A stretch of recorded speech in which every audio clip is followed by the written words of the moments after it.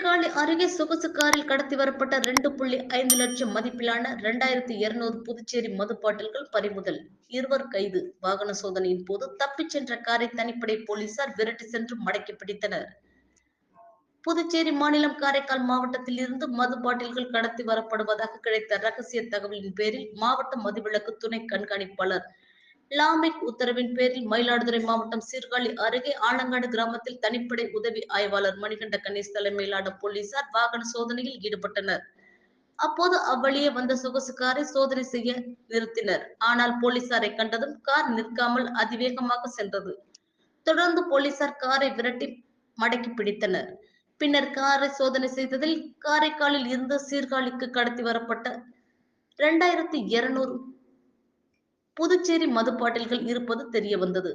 இதனை அடுத்து மது பாட்டில்களுடன் சொகுசு காரை பறிமுதல் செய்ததுடன் காரில் இருந்த காரைக்கால் பரிச்சிக்குடியை சேர்ந்த திலீப் குமார், ரமேஷ் ஆகிய இருவரையும் கைது செய்து சீர்காழி மதுவிலக்கு அமலாக்க பிரிவு போலீசாரிடம் ஒப்படைத்தனர். பறிமுதல் செய்யப்பட்ட கார் மற்றும் மது பாட்டில்களின் மொத்த மதிப்பு 6.5 லட்சம் ஆகும்.